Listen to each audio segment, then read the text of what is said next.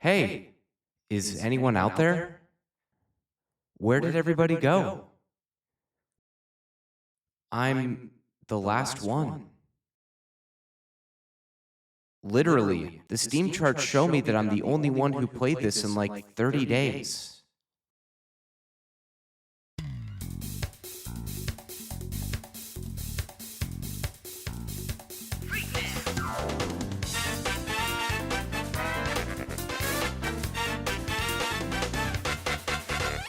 Well, here it is, the game nobody asked for, DreamWorks All-Star Kart Racing. Yet another entry in the DreamWorks racing game series. Releasing in November of 2023 to make sure it raked in those sweet Christmas coins, this game was developed by Bamtang Games and published by a little company called Game Mill Entertainment. If you're unfamiliar with the latter, let's just say they're the new LJN around the block. This game is a big step up from previous entries, boasting over 20 playable characters across 8 franchises. Every character has their own stats, which vary based on speed, turbo, handling, charisma, and weight. Speed and handling need no introductions. Turbo affects your boost length and gives you faster acceleration. Charisma affects how fast your troll surprise meter fills up, and weight determines how effective bumping into other cars will be. These stats can also be customized by switching out kart parts, which are earned by completing tasks and challenges that are unique to each character. After doing a little research, I found that once again, King Julien has the worst base stats in the game, with some of the lowest speed and weight, along with below average handling. I wanted to see if I could lower his weaknesses even more, so I spent more time than anyone should have playing this game and unlocked King Julien through the challenge mode. Then I spent even more time unlocking all of his kart parts to see if I could come up with a diabolical combo. After running some tests, this was the worst combo I was able to come up with. I tried a myriad of combinations in a series of time trials and came to the conclusion that lower speed hinders the racer the most. Despite having a great turbo stat, Shrek with very low turbo beat my best time trial with Julien. With all that figured out, let's see if you can beat DreamWorks All-Star Kart Racing using only King Julien. For this challenge, I'm going to try and complete all of the cups on the highest difficulty, which is Lightning. I'll also be going for 3 stars in every cup, which can be attained only by placing in first in every race. Before I had achieved my new slow speed combo with King Julien, I previously completed the first 2 cups with 3 stars in each using different kart parts. So while I show you this footage that can't really be used in the main challenge, I'll tell you how this game varies from previous DreamWorks kart entries. There are 6 cups with 4 tracks each. The 6th cup is unlocked as long as you get 1 star in the first 5.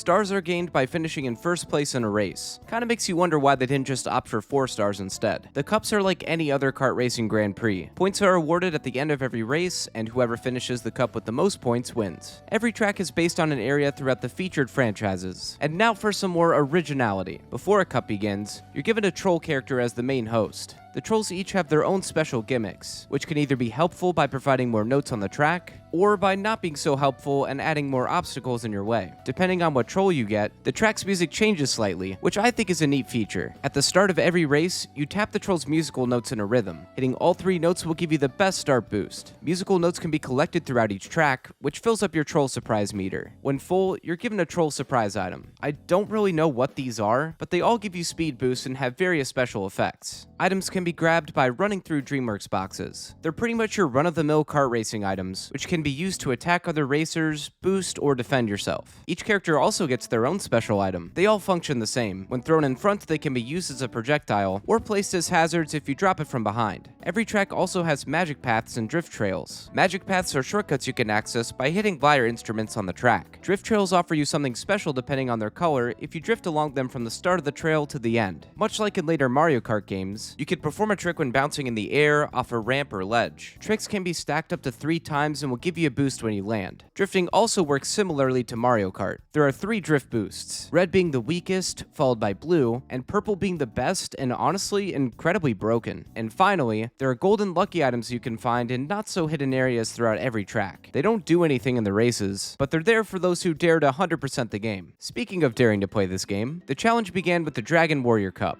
and our first race is in Panda Village. I hit the highest start boost and drifted through this track with all of my might, but I never even cracked the top 3 on this race. After restarting, I was performing about the same. This game really likes to give you the illusion that you're going fast, when that may not be the case. Closing in on the end of this race, I crept up to 2nd place and decided it was time to make a rookie mistake. Another attempt, another opportunity to show you how silly this game is. In lightning mode, when the AI has an item, they'll wait to use it on you, and when it hits, you stop dead in your tracks. It's a very unpleasant time, and no, I did not win either. Four times on this track. I barely won thanks to Poe getting hit by an item in the third lap. The second race takes us to the fictional DreamWorks land of Africa. King Julien must have had home field advantage here, cause this one wasn't close at all. Granted, there were a lot more boost pads to go on, and I think if you can manage to stay far enough ahead, you're safe from the CPUs. We continue to go to lands that don't exist with the third race in Greater Los Angeles. Or maybe this is actually based in real life, or based on Radical Highway because there's cops everywhere. Aside from Puss in Boots trying to run me off the road in LA traffic, stop hitting me! This race quickly turned into another blowout. The final track is in the Spirit Realm. This must be where the piss pipe leads to. Jokes aside, this track is visually pleasing. With tons of speed boosts and drift trails to run through, this win was another easy one. Very strange how the biggest struggle was in the first track. Maybe I just got unlucky. Unlike Superstar Kartz, we get a podium at the end, with voice lines. Third place gives sore loser talk, second place is a bit more content, and our boy Julien basks in the glory of his first place victory every time. The Viking Cup is up next, and we start at New Burke. This track is a bit lengthier than the previous ones, and the boost pads aren't as plentiful. The big saving grace was this blue drift path. If you drift through it to the end, it rewards you with a max purple drift boost. This helped me get into first by the end of the second lap. Soon after, I'd have a close call with a global slowdown that was way too effective, but I bounced back. The New York Zoo follows after, getting right back into familiar territory with King Julien. The beginning of this track gives us something new with these little conveyor belt boosts. The boosts change places every couple of seconds, but it's hard to miss the ones that move you forward. I got stopped a few times in the second lap, and just those two hits turned this one into a close race. But I did what I do worst and drifted my way into first. Pop Village is the third track here, and what in heaven's name are these things? This track is based in the Trolls universe, and I wish it stayed there. While this track brought in more boost pads, they seemed to benefit everyone but me. I think it was also a mistake to bounce on these awful looking creations. Look at how slow Julien bounces on them. I got first place for all of 1 second in the final lap, and soon after, the CPUs came up on me like a bunch of greasers snapping their fingers. But instead of dancing and singing, they pelted me with items. Why'd I get another one? What is the f is touching me? No! What is happening? They all hit you so fast that you hardly have any time to even process that whatever hit you was on the screen to begin with. This game also doesn't hold your hand or give you any continues if you lose. You're sent right back to the beginning of the cup if you reset. New Burke was as easy as the first time through, but the zoo had other plans for me. Okay, that was on me, but the item onslaught continued through this race, and I had some trouble getting past a literal baby. Bye, little girl. Dude, can you I was cutting it close by the end of the race, and a panicked item attack from me helped with the win. Hit him! Time for my revenge against Pop Village. This time, I didn't bounce on the heads of the damned, and they rewarded my thoughtfulness with a first place finish. The fourth track is in Hidden World, and it's another one that will catch your eye. I'm not someone who's seen pretty much any of these movies except for Shrek, so I don't get the area references that much, but you throw some beautiful lights in a dark cave and that'll hit me like a baby looking at jingling keys. I think I just hit my drifts like a madman on this track, because I was way too far ahead for the majority of this race. An easy finish to end out the cup. The Boss Baby Cup is here at last. Just look at that trophy. Who wants to show that off to their friends and family? Oh, right. Well, the journey begins in the Acorn Center. No idea what that is, but I'm sure it takes place somewhere in the highly successful movie Boss Baby. Who played that guy anyway? Holy fuck. The coolest thing about this track is the little bouncy area you get to go through right before the end of the lap. Other than that, not much to write home about, and not too challenging either. The second track in Arctic Ocean actually switches things up a bit and starts us off underwater, then quickly shoots you up to the surface to race on ice. The track isn't slippery though, which is great for me, but a missed opportunity. Everyone kept pretty close in this race, except for Astrid who got stuck on a wall because Game Mill AI. I won this race, but didn't realize how close it was in the end. Finally, we can get into some of the good stuff. Shrek Swamp.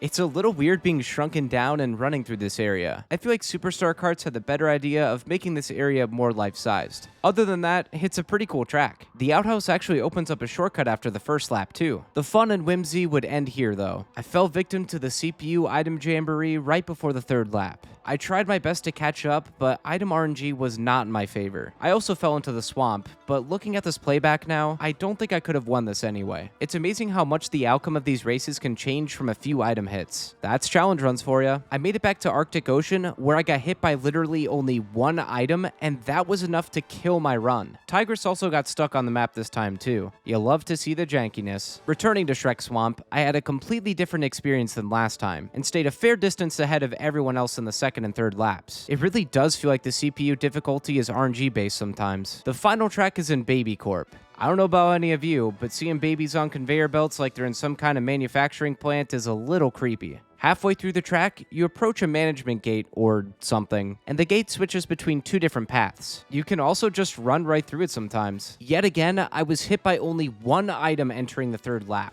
and this grotesque being sped right past me and I just couldn't catch him. I won the Grand Prix overall, but it came at a hefty price. Here we go again, back in action. Acorn Center and Arctic Ocean were no match for me, but in Shrek Swamp, the start of the race would foreshadow my imminent doom. You're flat! No! I looked at Chad! No! Ah! Okay, so another playthrough of this cup, and I got back to the final race. It was a little rough in the first two laps, but I'd snagged first place right before entering the third lap. From there, everything seemed like it was going to be alright, but right at the last second, DreamWorks All-Star Kart Racing made sure to remind me not to keep my guard down. What the f***? Oh my god!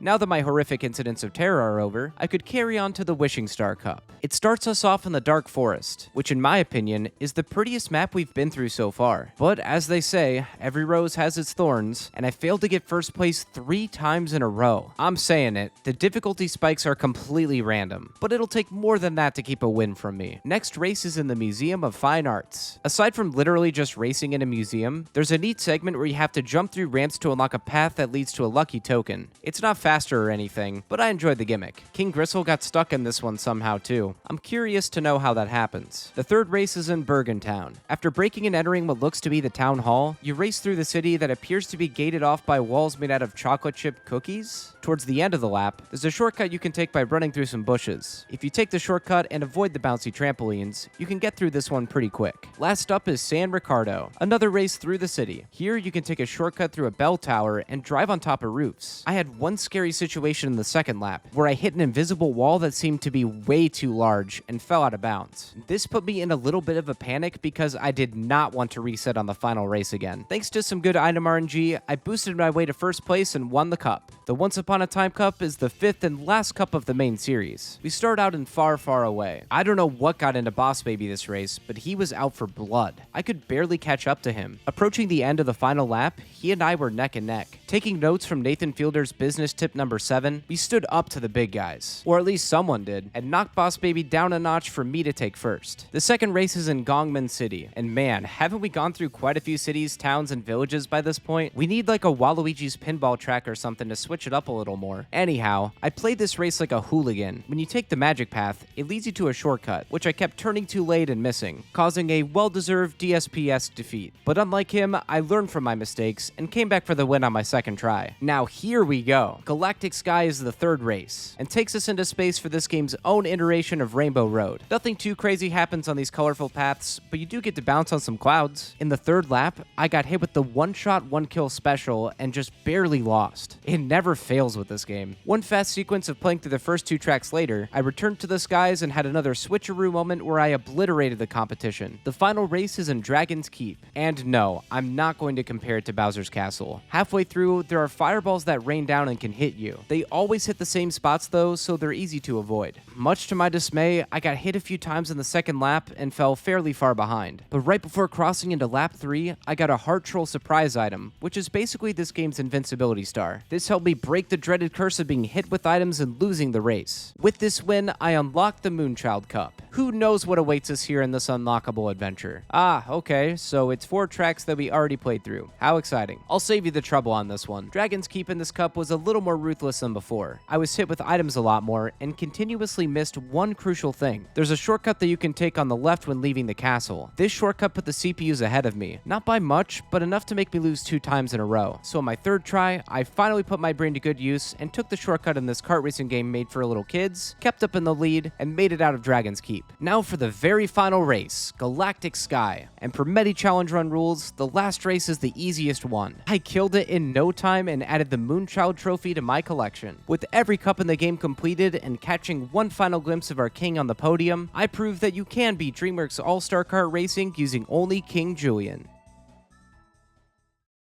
But there was still one more thing I had left to do. In my endeavors to unlock King Julien and all of his kart parts in the challenge mode, I unlocked a handful of secret characters too, all but one. The final character I had to unlock to complete the roster was none other than Lord Farquad. Can't end this challenge without him. To unlock Lord Farquad, he has to be beaten in a race in Tier 6 of the challenge mode. If you complete 4 out of 5 of the available challenges, his race will be accessible. So I easily worked my way to his challenge, where we have to race against him as Shrek. Now here's a little something that may surprise you. Lord Farquad is actually one of the fastest characters in the game, maybe a little too fast. In all of my attempts, he kept running into this wall for some reason. Despite that, he always came back in the blink of an eye. This race was actually just won with luck. On one of my playthroughs, Farquad got stuck in a wall again on the final lap, and then hit something else, which gave me just enough time to stay far enough ahead to win the race. For curiosity's sake, I tested Farquad out in the time trial mode to see just how good he truly was. And even with some minor mistakes, I killed my time trial record in Panda Village. Thank you all so much for watching. This DreamWorks game is without a doubt the best out of the others I've showcased on this channel, although